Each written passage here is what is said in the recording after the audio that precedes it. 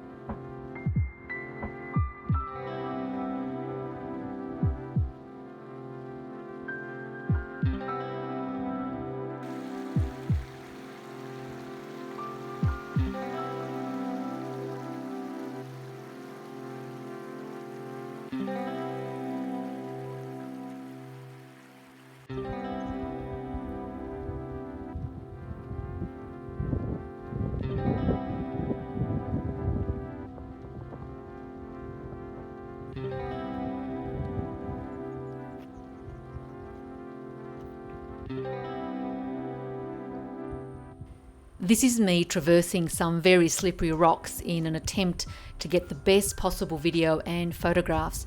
The landscape is magnificent and the camera doesn't do it justice capturing the scale of this location. At one point, I thought I was going to walk back to the car very, very wet.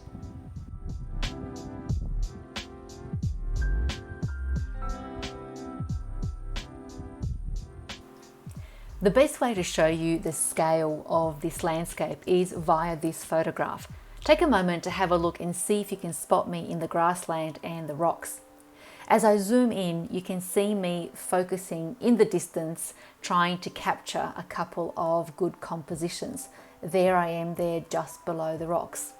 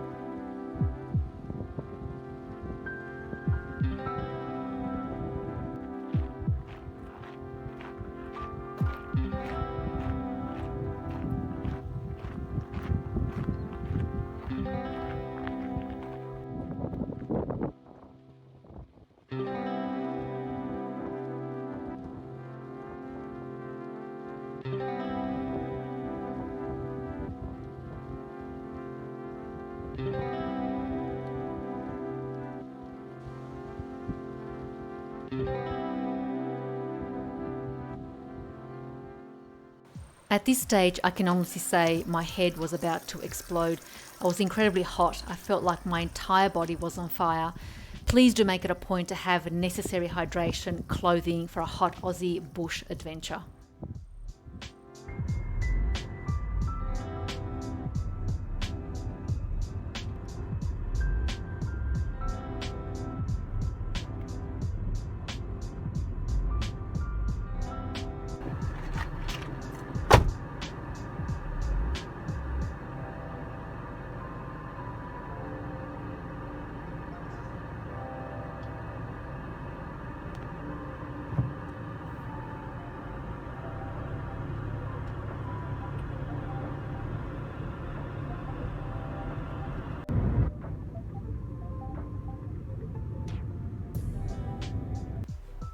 How does the golden ratio work in art? It really does eliminate the guesswork of how to structure a composition. Here's the beautiful landscape image that I took from my outdoor adventure. When I look at this image, I really do love the harmonious feel that this landscape has, and it feels very soft and almost like you could touch every section of the background, middle ground, and the foreground. Just like George Seurat used the overlay of the rules of thirds, let me also just place that on top here and show you how this works.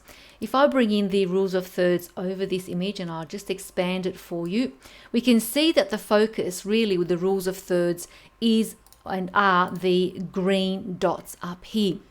So if I look at this image for myself personally, maybe I can eliminate this tree from the middle. I don't want the viewer's eye to go there. I'd rather them focus on the green dots.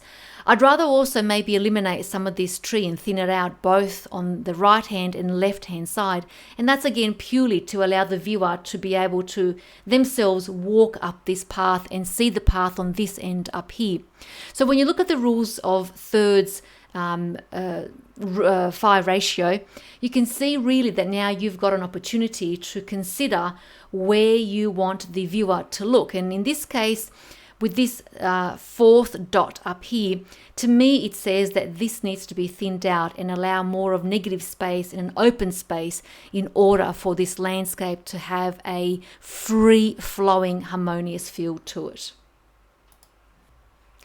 When you create your artwork, the intention should be to draw the viewer's eye to the composition. In this case, this is another image taken on the day of my outdoor adventure. The focus here is really to have the viewer want to go and explore right underneath here, underneath the archway of the bridge. And if I zoom into that, you can see that there are a couple of people that are sitting on the other side of the bridge.